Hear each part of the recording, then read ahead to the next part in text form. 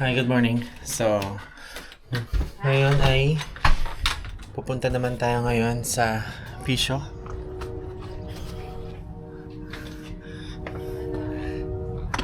Yeah. So, pupunta tayo ng Pisho ngayon at medyo maulan. Ang gagamitin nating sasakyan is yung Kona natin, yung maliit na car. Kasi, para tipid. Ayan. Ayan, medyo maulan. So ayan, nandito na tayo. Ang appointment natin ngayon ay 10:30. It's 10:22 pa lang. So, we have time. Pakita ko sa inyo kung saan ako nagpapapisyo. Ito ay recommendation to ng aming Mama Jem. Shoutout sa'yo kay Tita Gemma. So, nirecommend niya tong pisyo na to, which is magaling naman talaga siya. So, kaya dito na tayo magpapapisyo. Lagi. So, yun no. Tapos na tayo sa ating 30 minutes pisyo. So, again, dyan tayo nagpapapisyo. So, dito lang yan sa area namin. It's like 5 minutes away.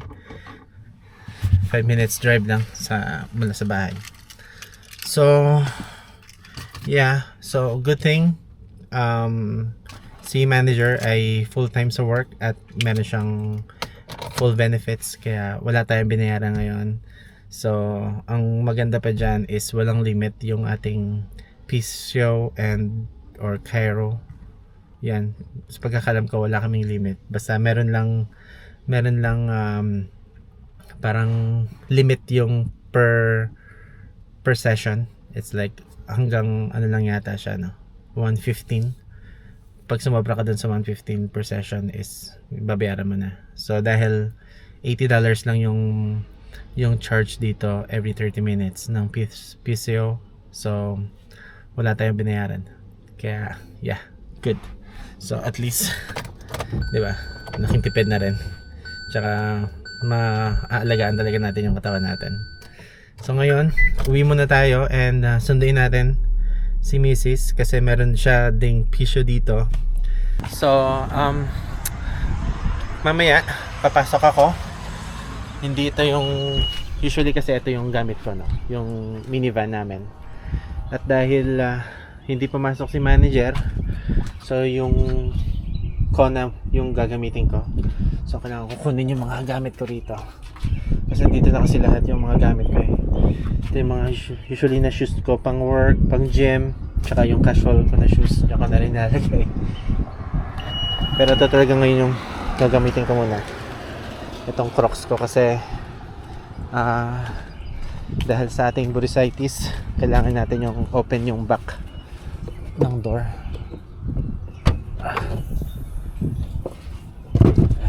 Bigyan natin siya dyan. Tapos ang aking ID. Pagin ko ng aking ID. Ayan. Yeah. Yung ID, ang aking vacuum pala kasi hindi ko pa nabalik.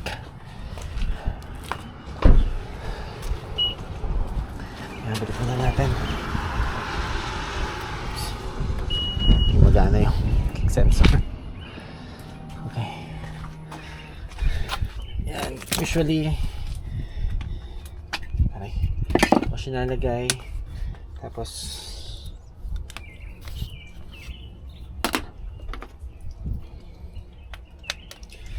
yan, hindi siya nalagay. Tapos may charger dyan. So mag-charge siya pagka umandar yung car. Dyan na lang muna yan siya. So I think yan lang yung kailangan ko. Kasi yung parking pass is meron din si Mrs. dito sa car. Kanya-kanya kaming parking pass.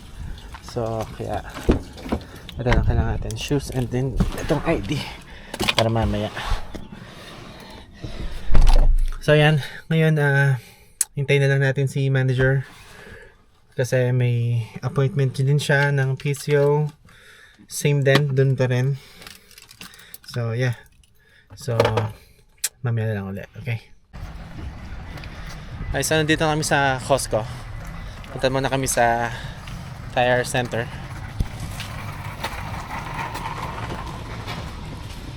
Yan. Kasama ko si manager. So, sana walang masyadong tao na.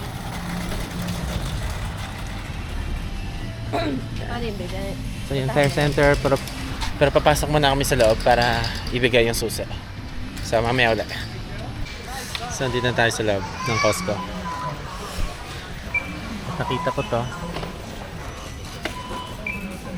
Yan. So dati siyang $20, ngayon $15. So magugustuhan ng mga bata to. So maghahanap tayo ng ng pang swimming ni JT kasi luma na yung pang swimming niya. So $15, not bad. Siguro sa kanya is yung extra small dito sa baba. Oh, large. Ano ka? Ayan, ito lang siya. Oh, ito blue. Ayan, ito blue. So, ito good. Yeah, good na yan blue. Extra small, sana kasya sa kanya, no? So, 45. Pang boys na yan, actually.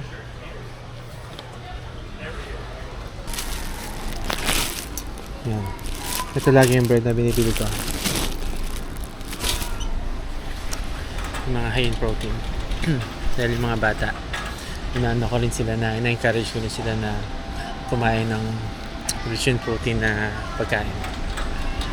Ito? Na? Ito yung binibili natin. Yeah. Saka yung canola oil, wala na rin tayo. Pero meron pa tayong Marami pa tayo dun eh. Tsaka na. So itong klaseng olive oil yung binibili namin pang cooking. Kasi itong mga extra virgin olive oil is parang sa pagkakalam ko para lang yan sa sa mga salad, mga ganyan. So itong olive oil na na binibili namin, ito lagi yung ginagamit namin pang luto. At saka meron din akong ginagamit na na olive oil, yung spray para sa mga makakatipid ka rin kasi talaga eh. Wait lang, pakita ko sa inyo kung ano yun. Ito. Olive oil pala, pala siya, avocado oil. Yan. So yan yung binibili ko. So 21 yan siya. So yan yung binibili ko pagka nagluluto ako ng mga itlog, yung mga hindi kailangan ng maraming mantika. So yun, punta na tayo ng check out na tayo. And then punta na tayo ng food court. So doon na tayo tumambay. Kasi the more na ikot tayo dito, the more na marami tayong mabibili. So yeah, punta muna tayo ng ng food court. Doon na tayo, kain na lang tayo ng ng snack doon. Yan, bigla nang dumami. Yung manager ko, lagi niya akong pinipigilan, pero yung sarili niya, hindi niya mapigilan. Ang dami yan ang binili. So tara, bayad na tayo. Tapos kain na lang ako ng ng hotdog doon. Yan, so check out na tayo. Medyo naparami na ng konti, pero okay lang naman yun. So medyo disappointed si manager. Kasi na-expect niya siguro mga 100 plus lang yung magagastos namin dito. Pero dahil Costco is budol talaga, naka 200 kami. Parang konti lang, pero 200. So yan, kain muna kami dito. Hindi mo na kami mag-grocery ng 1 week. Manager, ano sabi mo? Hindi mo tayo mag-grocery ng 1 week. Okay. So yan, hindi mo na daw kami mag-grocery ng 1 week. So naka-budget kasi yung namin, yung grocery namin. Budgeted lang siya. So kailangan mag-stick tayo doon para makaipon-ipon tayo ng pera. Okay, so kain muna kami habang naghihintay ng tawag kung tapos na yung natin, yung gulong. So yan, nakuha na tayo ng bahay na lagay natin sa loob yung mga groceries. Nakabihis na ako in 5 minutes, tapos na magbihis. Hindi na tayo naligo, mamaya na lang tayo maliligo after work. So ito na kami sa bahay. Yeah.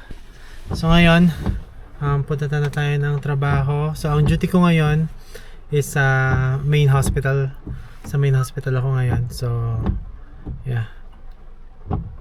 Check natin kung ano oras ako darating. Yeah, so 3:30 yung pasok ko. So darating ako ng 3:13. Tama-tama lang. So mamaya uli. See ya. So ito na, naglalakad na tayo. Ito yung sa emerge namin. Dito papasok yung ambulance. Yan, yung ambulance. So dahil umuulan, usually dito naman tayo papasok.